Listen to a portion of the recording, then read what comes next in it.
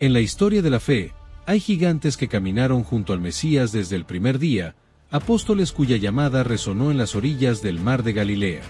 Sus nombres, como Pedro, Juan y Andrés, están grabados en los cimientos de la iglesia. Pero esta es la historia de uno que creció a su sombra, compartió su pan y, durante un tiempo, no pudo ver la divinidad que habitaba en su propia casa. Su nombre es Santiago, conocido por la historia como el Justo, una figura de una talla inmensa, un pilar sobre el que se edificó la primera comunidad de creyentes. Bienvenidos a Personajes de la Biblia. Estás a punto de descubrir los secretos, batallas y misterios de los grandes personajes de la Biblia. La Escritura lo identifica con un título único y profundo: Hermano del Señor, Gálatas 1:19. No era uno de los 12 originales, sino un pariente cercano de Jesús, parte de ese círculo íntimo de la familia de Nazaret.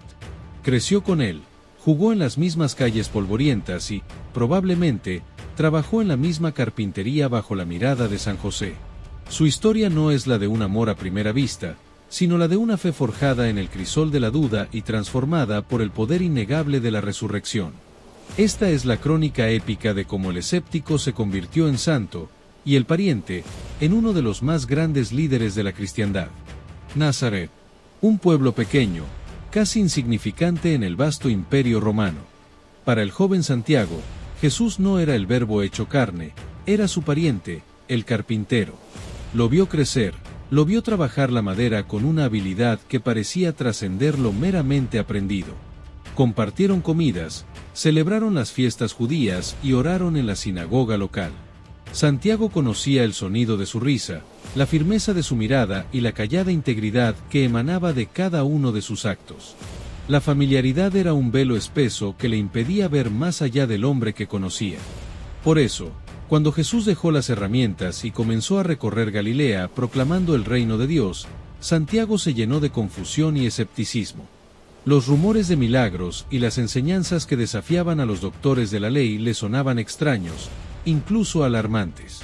¿Cómo podía ser este hombre, con quien había compartido una vida ordinaria, el Mesías esperado? El Evangelio de San Juan lo resume con una honestidad brutal, porque ni aun sus hermanos creían en él. Juan 7:5. La preocupación familiar llegó a tal punto que, en una ocasión, al ver las multitudes que lo oprimían, sus parientes intentaron llevárselo a casa, pensando que estaba fuera de sí. Marcos 3:21. Mientras Jesús caminaba hacia su destino en Jerusalén, atrayendo tanto devotos seguidores como a enemigos mortales, Santiago observaba desde la distancia, con el corazón dividido entre la lealtad familiar y una incredulidad que lo carcomía. No sabía que el evento más desgarrador y milagroso de la historia estaba a punto de suceder, un evento que destrozaría su mundo para reconstruirlo sobre cimientos eternos. La marea de la historia arrastró a Jesús hasta Jerusalén. Lo que para miles era una fiesta, para él fue el escenario de su confrontación final. Desde la distancia, Santiago fue testigo de cómo el drama llegaba a su trágico fin. La traición, el juicio fraudulento y la condena. Todo culminó en la colina del Gólgota. La cruz, brutal y definitiva, pareció darle la razón a la prudencia de Santiago. Allí, clavado en el madero, moría el hombre al que amaba como familia, pero cuyas pretensiones no podía aceptar. Era la humillación pública, la muerte de un criminal, el fin violento de un movimiento que, a sus ojos, estaba destinado al fracaso. El silencio que cayó sobre la tierra cuando Jesús exhaló su último aliento fue, para él, el silencio de la verdad. Todo había terminado. Los días que siguieron fueron un vacío de miedo y desesperanza. Los apóstoles estaban escondidos y la esperanza había sido enterrada en un sepulcro sellado. Santiago, sumido en el luto, seguramente sintió la amarga satisfacción de quien ve sus peores temores confirmados. Y entonces, al tercer día, llegaron los susurros. Primero, las historias de mujeres desconsoladas que hablaban de una tumba vacía y visiones de ángeles. Luego, los rumores de que Pedro y Juan lo habían confirmado. Para la mente lógica de Santiago, estas no eran más que las fiebres del duelo, el desesperado anhelo de un corazón que no acepta la realidad de la muerte. Eran cuentos imposibles, el último eco de una causa perdida. Santiago se encontraba solo, atrapado entre el dolor por su pariente y la certeza de que todo había sido un trágico error. Fue entonces, en la quietud de su incredulidad, cuando lo imposible sucedió. No fue un rumor, ni la visión de otro. El apóstol San Pablo lo narra con una sencillez atronadora en su primera carta a los Corintios. Tras aparecerse a Pedro y a los 12, Cristo resucitado buscó a alguien más. Tuvo un encuentro privado, íntimo, con un propósito específico, luego se apareció a Santiago, 1 Corintios 15:7. Las Escrituras no registran las palabras que se cruzaron, pero su efecto fue absoluto. En ese instante fuera del tiempo, el velo de la familiaridad fue arrancado de sus ojos. El carpintero de Nazaret ya no estaba. Frente a él se encontraba el Señor de la Gloria, vivo y glorioso, llevando las marcas de los clavos. El muro de dudas se derrumbó en un instante. La resurrección dejó de ser una historia para convertirse en la verdad central y ardiente de su vida. De esa habitación no salió el mismo hombre que entró. Salió un testigo, cuya convicción era tan sólida como la piedra del sepulcro vacío. Su siguiente paso fue unirse a los creyentes. El libro de los Hechos de los Apóstoles confirma su presencia en el cenáculo, junto a María y los apóstoles, perseverando en oración, Hechos 1:14. El escéptico había muerto. En su lugar, el pilar de la iglesia estaba a punto de nacer. En el cenáculo, el aire era denso de expectación. Santiago, junto a los apóstoles y la Madre del Señor, oraba. De repente, un estruendo como de un viento huracanado hizo temblar los muros, y llameantes lenguas de fuego se posaron sobre cada uno de ellos. El Espíritu Santo los llenó de un poder que no era de este mundo. La iglesia había nacido en fuego. Ese día, tras el discurso de Pedro, 3.000 almas se convirtieron. La pequeña comunidad explotó, y Jerusalén hervía con el fervor de la nueva fe. Este crecimiento masivo trajo consigo la necesidad de una estructura, de un liderazgo firme. Mientras apóstoles como Pedro se convertían en la punta de lanza de la misión, viajando y predicando, la iglesia madre en Jerusalén necesitaba un pastor residente, un ancla firme en medio de la creciente marea. Todos los ojos, naturalmente, se volvieron hacia Santiago. Su sabiduría, su profunda piedad y su vida de oración intachable le ganaron el sobrenombre por el que sería reverenciado, Santiago el Justo. Se convirtió en la autoridad central, el primer obispo de Jerusalén.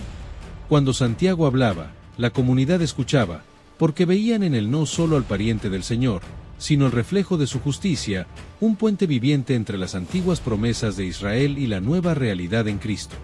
La fe se extendía como un incendio forestal más allá de las fronteras de Judea, principalmente a través de la misión de Pablo y Bernabé. Pero con el éxito entre los no judíos, una pregunta peligrosa comenzó a recorrer las comunidades. Para seguir a Jesús, ¿debe un gentil convertirse primero en judío y someterse a la circuncisión? El susurro se convirtió en un clamor que amenazaba con partir la iglesia en dos.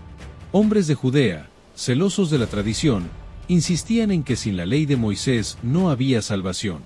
Pablo y Bernabé, testigos del poder del Espíritu entre los gentiles, se oponían ferozmente. Para resolver la crisis, se convocó el primer gran concilio de la historia en Jerusalén. Y en el centro de esa tormenta, presidiendo sobre apóstoles y ancianos, se sentaba Santiago, el Justo. El futuro de la misión universal de la Iglesia dependía de su juicio. La sala del concilio estaba cargada de tensión. Tras un acalorado debate, Pedro se levantó y recordó a todos como Dios mismo le había mostrado, en casa de Cornelio, que no hacía distinción entre judío y gentil.